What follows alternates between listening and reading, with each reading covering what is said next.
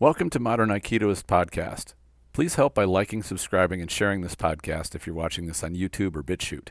These are all free and help out a great deal. Word of mouth is how shows like this reach more people who are interested. Another way you can support this podcast is by way of a PayPal tip jar. You can leave a donation of any amount you like or set up a monthly donation just like Patreon or Subscribestar, only I don't make you pay for my content. I only invite you to contribute. There's a link in the description. I sincerely appreciate your interest and support. Many martial artists are fascinated with other arts and often dabble a bit outside of the art that they study. In today's episode, I'm going to cover how to go farther and discuss effective ways you can improve your abilities by cross-training. As with everything, your heart and mind must be in the right place. If you feel that your art has everything in it already, you won't find exploring outside of it necessary or beneficial. A lot of practitioners feel this way about their art, that it's complete and it lacks nothing. While their loyalty is admirable, there is no single art which doesn't have its holes or blind spots. Additionally, someone who feels their skills are complete and could not be improved is beholden to their own ego. It's probably better anyone with an attitude like this stays in their own dojo.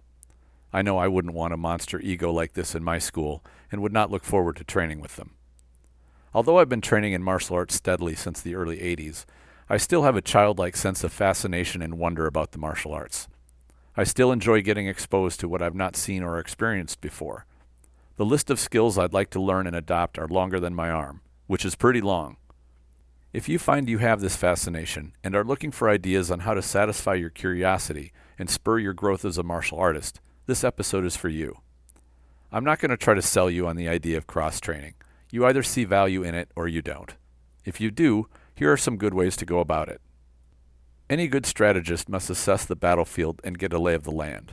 Within the martial arts, the way things are is that martial artists tend to be fairly isolationist. That is, they train in their dojos and gyms, but don't get out much. By cross-training, we are breaking that traffic pattern for ourselves, but to connect with others, we have to go into their realms. There are some exceptions to this, such as friendship seminars and bridge seminars. These are where instructors from different arts gather and share what they know. These are great, and I've hosted them for many years. Unfortunately, they are fairly rare. You can get great material from these events, although they do have their limits.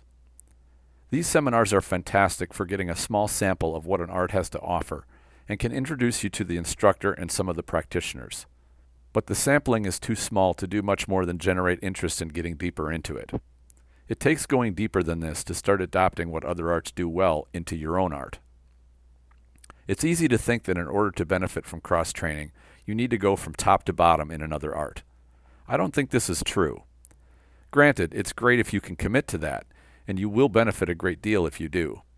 However, don't think that if you're not up for going all the way through to black belt in another art, or dedicate yourself to it fully for many years, that you cannot benefit from training in it.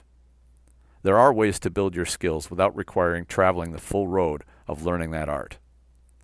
The first step is to connect with an instructor. This might be someone you meet at a friendship seminar, or you just find a dojo and visit and introduce yourself. It would pay to discuss your interests and what you would like to train and learn. Instructors do much better with students when they get a clear picture of what the particular student wants. The two of you can form a plan for how to get you there. Every instructor loves to hear that their student wants to learn and is ready to expand their horizons. You are showing great respect to what they do by showing earnest interest in learning from them. If you are an instructor or have your own dojo, you may think that you are above doing something like this. Quite the contrary. You can do even more by striking up a good relationship with another dojo. One way to do this is to create a friendship seminar or bridge seminar with them. Get both instructors and students of each art together and share your material. Everyone benefits. Another option is to invite the instructor and some of their students to your dojo for a class or series of classes to bring you and your students into their art. This is going a bit farther than the small sampling you would get at a friendship seminar. Instructors are usually very honored to be invited in like this. If it goes well, you can always build on that relationship and do more events with them. Having done this myself, the thing that I like most about it is you get learning directly from the source to the students. Instructors sometimes seek out cross-training alone, and then they bring what they learn to their classes. This can create some distortion in what is conveyed because they are not yet skilled enough in what they learned to teach it well. It's always better to bring the expert in when you can. It's not always possible, but definitely the best way to get students exposed to new material. You can certainly seek out some type of private training as well. This may be the most suitable option instead of going through normal classes as a beginner. The benefit here is that you can work specifically on the material you are interested in. This kind of direct mentoring can get you up to speed quickly, particularly if the instructor you are working with has a good grasp of your skills and how what he is showing can be integrated into your art. This can be a challenge, and you may find that you need some patience to find exactly what you're looking for. If it doesn't happen right away, stick with it. You will find useful things, I assure you. When you do, it will feel amazing.